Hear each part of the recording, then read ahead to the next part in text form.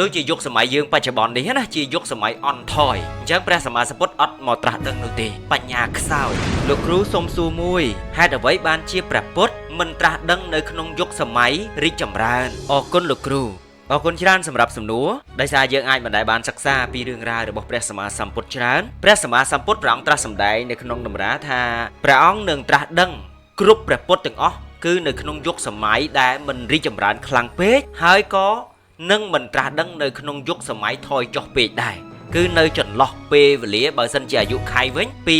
100ឆ្នាំរហូតដល់100,000ឆ្នាំដូចជាយុគសម័យយើងបច្ចុប្បន្ននេះណាជាយុគសម័យអន់ថយអញ្ចឹងព្រះសម្មាសម្ពុទ្ធអត់មកត្រាស់ដឹងនោះទេបញ្ញាខ្សោយអ្នកខ្លះអាចនឹងគិតថាយុគយើងរងថ្ងៃនេះយុគបច្ចេកវិទ្យាយុគរីកចម្រើនអាហ្នឹងគឺជាសម្ភារៈខាងក្រៅនោះទេមិនមែនជាហេតុនៃលោករីកចម្រើនឡើយលោកបានន័យថាសំដៅទៅលើចក្រវាលយុគយើងរាល់ថ្ងៃនេះគឺជាយុគសម័យអន់ថយសឹងតែដល់បាតហើយយើងអាចនឹងឃើញបច្ចេកវិទ្យាដូចជាអំពូលភ្លើងយន្តហោះអ៊ីនធឺណិតឥឡូវនេះចេញ AI មកទាំងអស់ហ្នឹងគឺសុទ្ធតែជាសម្ភារៈខាងក្រៅទាំងអស់មិនមានអ្វីជួយនៅក្នុងធាតុមហាពុទ្ធរូបរបស់យើងសោះតែម្ដងអ្នកខ្លះអាចនឹងគិតថាយុគយើងរហងៃបច្ចុប្បន្នរីកចម្រើនមែនទេយើងអាចមានទំនាក់ទំនងក៏ប៉ុន្តែបើសិនជាខ្ញុំចោទជាសំណួរថាតើឧបករណ៍ដែលគេរកឃើញវាជួយឲ្យយើងចេះចាំជាងមុនឆ្លាតជាងមុនអាសាជាងមុនណាឥឡូវនិយាយឧទាហរណ៍ថាបច្ចុប្បន្ន AI ចេញមកថ្មីសម័យកាលមុនមនុស្សនឹងរៀនទន្ទិញដើម្បីចងចាំប្រឹងមើលប្រឹងអានប្រឹងសិក្សានៅចំណេះដឹងដល់ពេលឥឡូវនេះឧបករណ៍ចេញមកយ៉ាងម៉េចដែរអ្នកខ្លះមកសួរឆាតពេលខ្លះមិនប្រកាសថាត្រូវឬខុសហើយវាជាសំណុំរឿងទូទៅសិនធ្វើឲ្យមនុស្សលែងសូវប្រឹងប្រែងរៀនសូត្រលែងសូវទន្ទិញលែងសូវអានលែងសូវចងចាំទន្ទិញចាំអញ្ចឹងឧបករណ៍ជំនួយមកនឹងធ្វើឲ្យសតិបញ្ញារបស់យើងថយចុះដូច្នេះព្រះពុទ្ធអត់ត្រាស់ដឹងនោះទេបញ្ញាបារមីរបស់មនុស្សនឹងថយចុះមួយទៀតឧបករណ៍ថ្មីដែលចេញមកនឹងធ្វើឲ្យមនុស្សខ្ជិលជាងមុនព្រោះតាមធម្មតាមនុស្សចាប់ផ្ដើមរកអ្វីដែលថ្មីដើម្បីបង្កើតមុខរបរមែនទេនឹងផ្គត់ផ្គង់ទៅដល់មនុស្សកាន់តែមានភាពងាយស្រួលក៏ប៉ុន្តែមនុស្សនឹងខ្ជិលជាងមុនដូច្នេះហើយវិរិយៈបារមីលែងសូវកើតដែរអ្នកខ្លះល្មមលែងសឹងតែចង់ចេញពីផ្ទះហើយសូម្បីខ្ញុំពេលខ្លះលែងចង់ចេញពីផ្ទះមកហូបអីកំងមកហូបតែម្ដងតាំងពីជាប់ទម្លាប់ពីកូវីដអីមកហ្នឹងគឺសុខចិត្តចាយលុយថែមឲ្យតែគេដឹកដល់ផ្ទះលែងចេញក្រៅចាប់ផ្ដើមខ្ជិលជាងមុនអញ្ចឹងនៅពេលដែលយើងខ្ជិលជាងមុនបច្ចេកវិទ្យារីកចម្រើនលោកចាប់ផ្ដើមថយចុះធ្វើឲ្យរោគទាំងឡាយក៏កើតច្រើនឥឡូវយើងមើលថាយុគសម័យយើងបច្ចុប្បន្ននេះរោគប្លែកច្រើនយើងអាចនឹងឃើញថាបច្ចេកវិទ្យាផ្នែកពេទ្យផ្នែកវិទ្យាសាស្ត្រផ្នែកវិទ្យាសាស្ត្រក៏ច្រើនមែនទេក៏ប៉ុន្តែរោគក៏កាន់តែច្រើនប្លែកចេញមកមនុស្សឈឺកាន់តែច្រើនទៅអត់មានស្រាកស្រាននោះទេជំងឺដែលមិនធ្លាប់មានពីមុនមកឥឡូវនឹងចាប់ដើមកើតឥឡូវយើងមានអ្នកណាហ៊ានអះអាងទេថាបច្ចេកវិទ្យាដែលទំនើបរីកចម្រើននឹងការពារជំងឺណាមួយដែលធ្វើឲ្យមនុស្សដែលប្រើហើយនឹងមិនឈឺជំងឺហ្នឹងមានអ្នកណាហ៊ានអះអាងទេខ្ញុំជឿថាអត់មានទេតែយុគសម័យរីកចម្រើនកាលមុនមានណាគេអត់ឈឺនោះទេជំងឺមួយចំនួនខ្លះអត់ឈឺនោះទេហើយពេលខ្លះគេគ្រាន់តែប្រជុំគ្នា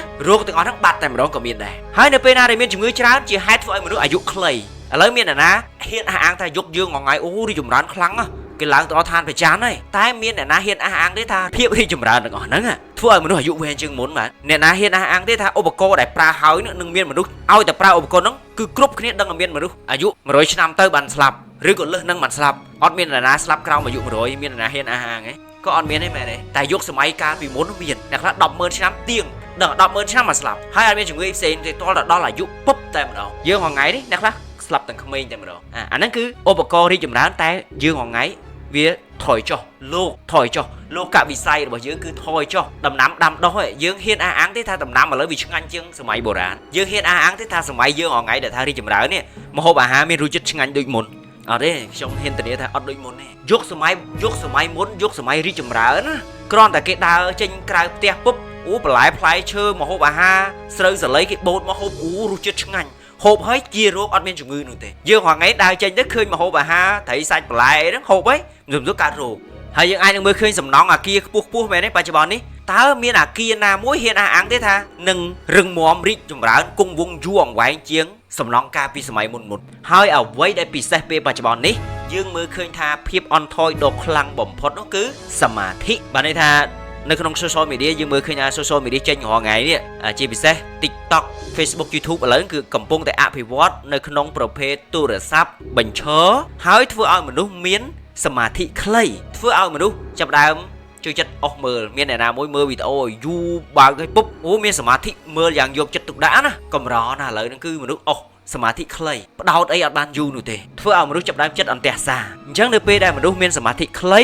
ភាពឆេវឆាវការខឹងក្រោធការធ្វើអ្វីដែលមិនសូវចេះគិតនោះក៏ចាប់ដើមកើតឡើងសតិអត់ចាប់ដើមនៅនឹងខ្លួនអារម្មណ៍ក៏ចាប់ដើមរវើរវាយទៅតាមអាយតនៈផ្សេងៗទៅតាមរូបដែលយើងមើលឃើញវីដេអូទៅជាដែលយើងបានឮសំឡេងអញ្ចឹងបច្ចេកវិទ្យាទាំងអស់ហ្នឹងគឺនឹងធ្វើឲ្យយើងកាន់តែមានសមាធិខ្លីជាហេតុធ្វើឲ្យមាន content មួយដែលគេលើកឡើងថាយើងធ្វើ content ធ្វើយ៉ាងណាឲ្យមនុស្សមើលឲ្យបានត្រឹម3វិនាទីបើ3វិនាទីនឹងគេមិនចាប់អារម្មណ៍ទេមនុស្សនឹងអស់ទៅតទៀតហើយដូច្នេះធ្វើឲ្យការកំសាន្តផ្សេងៗគឺចាប់ដើមកើតឡើងអញ្ចឹងការកំសាន្តផ្សេងៗដែលជាប់ជំពាក់នៅក្នុងកាមគុណ5ក៏ចាប់ដើមច្រើនឡើងអញ្ចឹងនៅពេលដែលកំសាន្តកើតឡើងកាន់តែច្រើនមនុស្សក៏ចាប់ដើមលែងចង់រក្សាឧបោសថសិលឃើញទេនឹងគឺជាយុគសម័យយើងដែលអន់ថយមិនមែនរីកចម្រើនទេណារីកចម្រើនដែលយើងមើលឃើញគឺគ្រាន់តែជាសម្ភារៈខាងក្រៅក៏ប៉ុន្តែមិនបានជួយនៅក្នុងសតិរបស់យើងមិនបានជួយនៅក្នុងមហាភូតរូបរបស់យើងឲ្យកាន់តែល្អប្រសើរជាងមុននោះទេអញ្ចឹងនៅពេលដែលយុគសម័យរបស់យើងគឺថយចុះខ្លាំងព្រះសម្មាសម្ពុទ្ធអត់មកត្រាស់ដឹងនោះទេតែបើសិនយុគសម័យភាគច្រើនយុគសម័យរៀងរីកចម្រើនតែមិនរីកចម្រើនខ្លាំងដូចជាយុគសម័យមនុស្សចាប់ពីខ្ទង់10000ឆ្នាំឡើងណាភាគច្រើនមនុស្សរីកចម្រើនខ្លាំងលោកក៏រីកចម្រើនខ្លាំងអញ្ចឹងព្រះសម្មាសម្ពុទ្ធភាគច្រើនគឺត្រាស់ដឹងសម្បូរនៅក្នុងអាយុមនុស្ស 100,000 ឆ្នាំ 80000 ឆ្នាំ 90000 ឆ្នាំសម្បូរភាគច្រើនសម្បូរព្រះពុទ្ធនឹងត្រាស់ដឹងនៅក្នុងចន្លោះរីកចម្រើនបែបហ្នឹងខ្លាំងព្រោះថាមនុស្សមានបញ្ញាខ្លាំងមនុស្សឆ្លាតច្រើនក៏ប៉ុន្តែក៏មិនរីកចម្រើនរហូតដល់ធ្វើឲ្យមនុស្សមានសេចក្តីប្រមាទខ្លាំងដល់ពេលយើងរងថ្ងៃនេះការរីកចម្រើនយើងមើលឃើញតែសម្ភារៈខាងក្រៅនោះទេអញ្ចឹងវាធ្វើឲ្យមនុស្សតាមបច្ចេកវិទ្យានឹងរហូតមនុស្សអត់សូវមានសមាធិនោះទេសតិអត់សូវនៅក្នុងខ្លួននោះទេអ្វីថ្មីចេញមកថ្មីរហូតធ្វើឲ្យមនុស្សតាមហើយទាំងដែលយើងរងថ្ងៃនេះអាយុខ្លីទៅហ៎អ្នកខ្លះមានមុខរបរខ្លះចេញមកមិនតាន់បាន 4-5 ឆ្នាំមកដួលលំទៅវិញបាត់ហួសសម័យបាត់វាអន់ថយរហូតអាហ្នឹងមិនមែនរីកចម្រើនទេណាតែច្រឡំថាយុគយើងរងថ្ងៃយុគសម័យរីកចម្រើនមិនមែនទេយុគសម័យយើងយុគសម័យអន់ថយយុគសម័យសមាធិខ្លី